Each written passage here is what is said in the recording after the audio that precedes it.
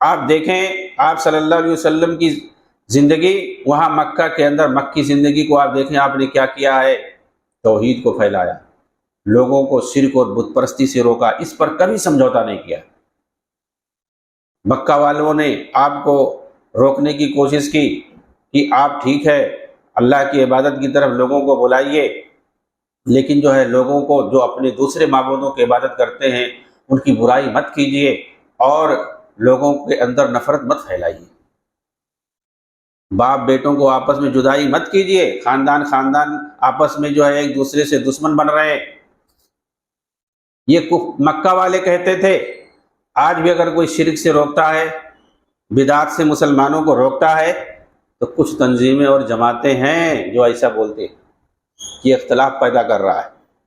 یہاں اختلافی بات نہیں کہنی چاہیے،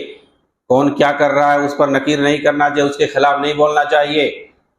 جو شرک کر رہا ہے، جو تقلید کر رہا ہے، جو بدعات خرافات کر رہا ہے اس کو کرنے دو، اس کے خلاف مت بولو، ورنہ کیا ہوگا؟ آپس میں اختلاف ہوگا، لوگوں کو جوڑ نہیں پاؤ گے، لوگ بھاگیں گے، ایسا لوگ بولتے ہیں۔ اور بہت سارے اہل حدیث لوگ ایسی تنظیموں میں جا رہے ہیں، خاص طور سے جماعت اسلامی والے، آپ ان کے پاس جاؤ وہ یہی کہیں گے، اور وہ سب سے زیادہ دعویٰ کرتے ہیں کہ ہم انبیاء کے مشن پہ چلنے والے ہیں اور ہم اسلامی حکومت لانا چاہتے ہیں۔ کون سی اسلامی حکومت لاؤ گے؟ اسلامی حکومت اگر تمہارے حساب سے قائم ہو جائے، جس حساب سے سب کو لے کے چلنا چاہتے ہو، اس میں جو ہے شیعہ بھی ہو، بریلوی بھی ہو، دیوبندی بھی ہو، اہل حدیث بھی ہو، جماعت اسلامی بھی ہو، سارے لوگوں تمہارے حساب سے اگر اسلامی حکومت آ جائے،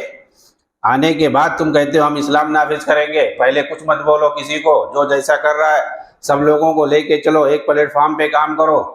حکومت آئے گی پھر اس کے بعد ہوگا، حکومت آئے گی ٹھیک ہے، حکومت آئے گی تو افراد کون رہیں گے حکومت میں؟ یہی سارے لوگ تو رہیں گے کہ حکومت آئے گی اس کے بعد سب کو کنارے کر دو گے، صرف اپنا نظریہ پیش کرو گے، ایسا تو ہوگا نہیں، سب کی بات ماننی پڑے گی۔ تو شیعہ کہے گا بھائی ہمارا جعفری جو ہے فقہ نافذ ہوگا، کرو گے آپ؟ بریلوی بولے گا بھائی ہمارا احمد رضا کا جو بہار شریعت ہے اس کے مطابق فیصلہ ہونا چاہیے، وہ نافذ ہونا دستور میں، آپ کرو گے؟ اہل حدیث بولے گا بھائی صرف قرآن حدیث کے علاوہ کچھ نہیں چلے گا، آپ کرو گے؟ دیوبندی بولے گا فقہ حنفی کے مطابق فیصلہ ہوگا، اس حساب سے شریعت نافذ کرو، آپ کرو گے؟ کس کی مانو گے آپ؟ یہ صرف خرافات، یہ ڈھکوسلا ہے، یہ فریب، لوگوں کو دھوکہ دے کر کے صرف بھیڑ جمع کرتے ہیں تاکہ کسی طریقے سے حکومت آ جائے، بس اس کے علاوہ اور کچھ نہیں، کیونکہ یہ تجربے میں دیکھا گیا ہے باقاعدہ، اور انہوں نے کئی ملکوں میں اس طریقے سے حکومت قائم کی ہے، یہی سب لوگ عوام کو دھوکہ دے کر کے، پبلک کو اپنے فیور میں کر کے، ووٹ حاصل کر کے، اور انہوں نے حکومت حاصل کی ہے اس طرح سے دھوکہ دے کر کے کہ ہم آئیں گے شریعت نافذ کریں گے، یہ کریں گے وہ کریں گے۔ ٹیونس میں دیکھا گیا، لیبیا میں دیکھا گیا، مصر میں دیکھا گیا، لیکن اس کے بعد انہوں نے کیا کیا؟ وہی جیسے پہلے جمہوری حکومت تھی، پارلیمانی نظام تھا، سیم وہی نظام انہوں نے لاگو کیا، کچھ نہیں کیا۔